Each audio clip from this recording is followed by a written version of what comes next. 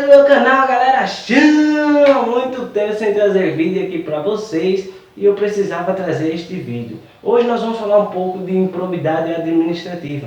Isto mesmo, está previsto lá na Lei 8.429 do ano de 1992. E a posteriori houve algumas alterações e nós vamos acompanhar aqui rapidinho. Primeiro de tudo eu quero esclarecer que este vídeo é dividido em três blocos.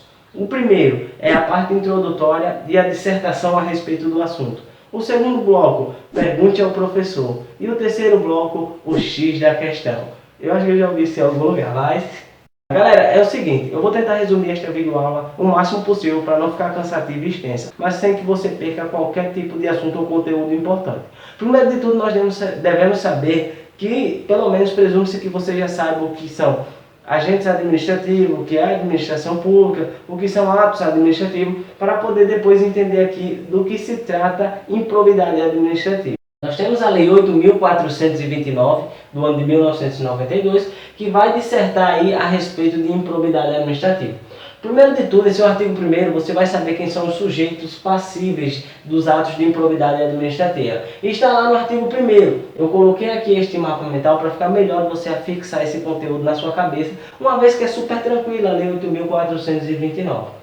Nós temos os sujeitos passivos, está no artigo 1º da lei. Quem são os sujeitos passivos que podem sofrer o ato de improbidade administrativa? Ou seja, a quem será ali prejudicado? Quem será o sujeito passivo do ato de improbidade administrativa? Nós temos os entes que compõem a administração pública direta, que é a União, Estado, Distrito Federal e municípios. Nós temos também aí os entes que compõem a administração pública indireta, que são as fundações públicas, empresas públicas, sociedade de economia mista, bem como as autarquias. Nós temos também aqueles que recebem subvenções ou benefícios incentivos aí, ou creditícios ou fiscais por parte de qualquer um destes entes da administração pública direta ou indireta. Ou seja, aqueles que mesmo não sendo parte da administração pública direta e indireta, recebem benefícios ou incentivo fiscal ou creditício para fim de suas atividades.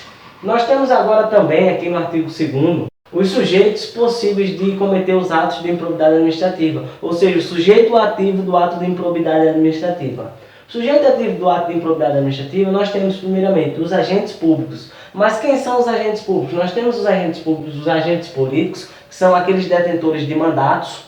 Nós temos os agentes administrativos, que se subdividem aí em empregados públicos, funcionários públicos, particular em colaboração. E nós temos também os agentes honoríficos, isso mesmo, que é aquele mesário, aquele que compõe o tribunal do júri, lá o jurado. Eles são os agentes honoríficos. É importante você também saber que, além deles ter todas essas características, eles podem ser remunerados ou não. Eles podem ter um vínculo permanente ou temporário. Isso mesmo, bem como aqui os agentes honoríficos, que são agentes públicos por apenas um dia, entendeu? Então ele não é agente público por resto da vida. Apenas naquele dia que ele está exercendo aquela função na administração pública, ele é agente público. Mas precisa ser remunerado, como eu acabei de falar. Não obrigatoriamente precisa ser remunerado. Ou seja, aqueles que ainda de forma transitória e não remunerado exerce a função pública é considerado um agente público. Isto era uma grande polêmica. Por quê? Porque antes não se sabia se o estagiário era agente público ou não. E o estagiário é agente público.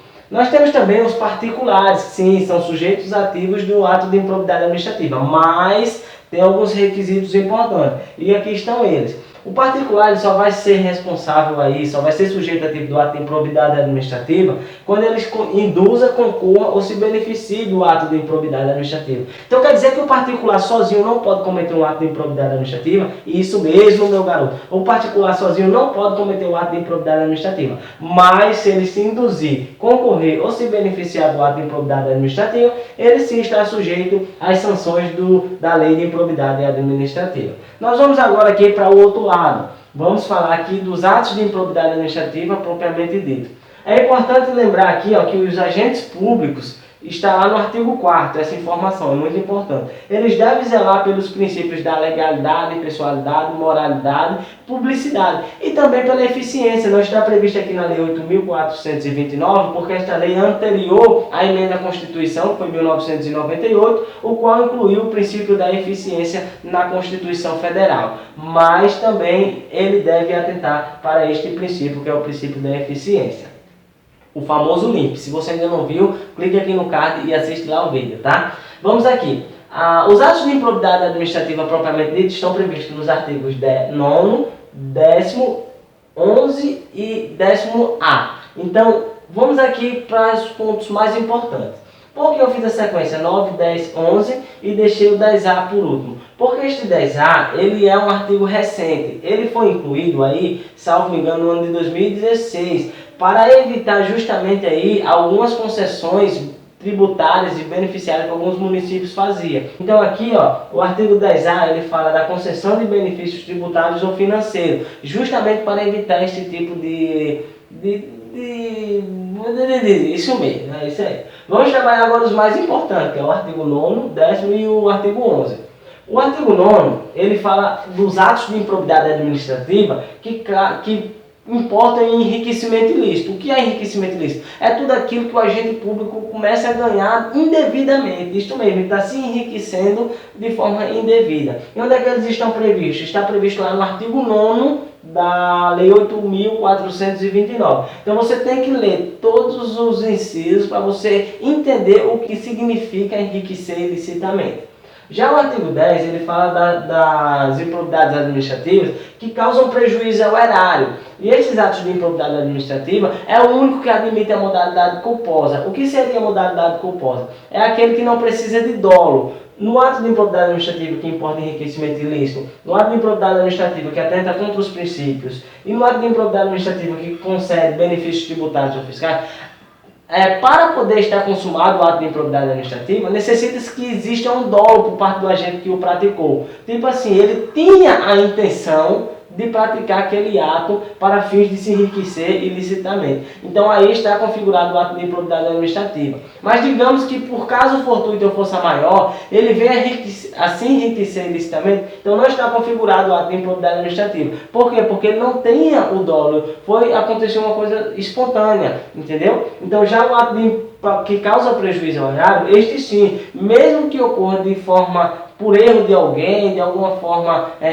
culposa, ele sim está sujeito às sanções do ato de improbidade administrativa que causa prejuízo ao erário. Eu acho que o vídeo está ficando muito extenso, vamos dar uma acelerada. Devemos lembrar também aqui, ó, que o ato de improbidade administrativa que causa enriquecimento ilícito perderá tudo aquilo que foi acrescido de forma ilícita. Isso está previsto lá no artigo 6º da própria lei. Vamos agora para o outro lado, que aqui nós vamos falar de alguns pontos importantes. Eu coloquei algumas observações aqui, que é justamente aquilo que vai fazer com que você mate a questão.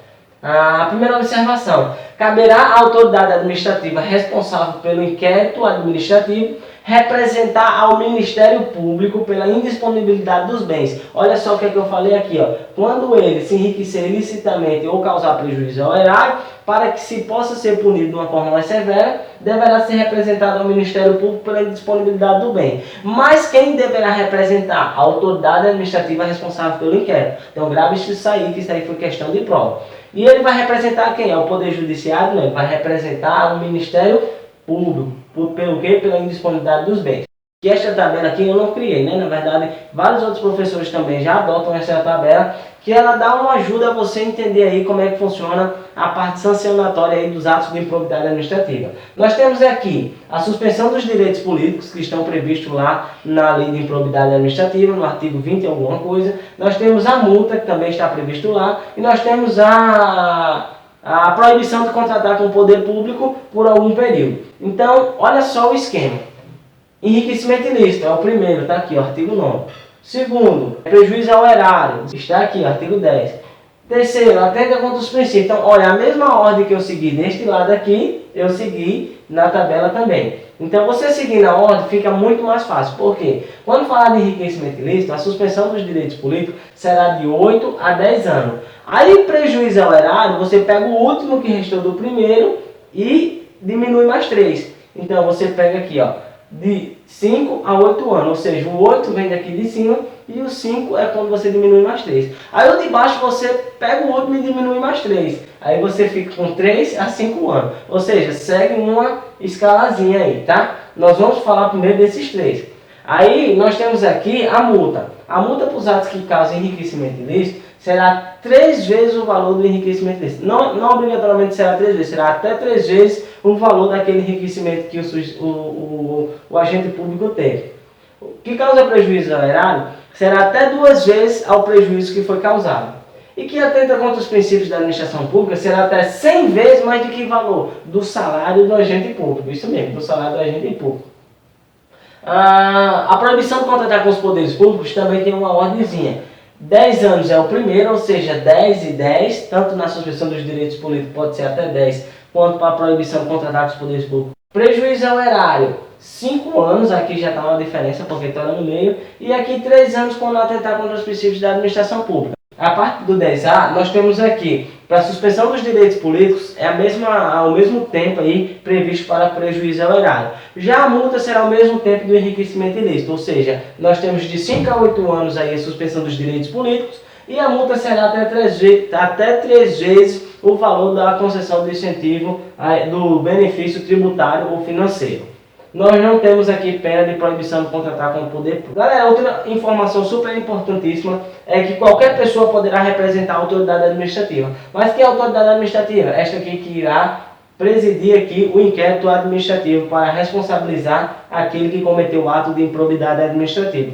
E por último aqui, não menos importante, constitui crime representar contra a pessoa saber que você sabe que é inocente. Ou seja, aquele que representa a autoridade administrativa sabendo ser inocente, aquela pessoa estará cometendo um crime. Isto mesmo. Galera, vamos para o próximo bloco que se chama Pergunte ao Professor. Acerca do procedimento adotado para sancionar aquele que comete um ato de improbidade administrativa, eu gostaria de saber qual tipo de processo é utilizado. Bom, como foi bem colocado aí pelo nosso querido aluno, quero até parabenizar, você estava muito lindo hoje. Ele pergunta, né, qual procedimento, qual tipo de processo que é utilizado aí na lei de improbidade administrativa. Isto é muito importante, inclusive foi questão de prova, salvo engano foi para o cargo de delegado. É o seguinte, o processo é um processo judicial, isto mesmo, não é um processo meramente administrativo, porque você pode imaginar que por se tratar de uma autoridade administrativa, será um processo administrativo simples. Não, é um procedimento judicial, isto mesmo. O processo é judicial. Muito obrigado pela sua pergunta, você estava muito lindo mesmo, tá? Vamos agora para o nosso próximo bloco, que é o X da questão. Roda a vinheta.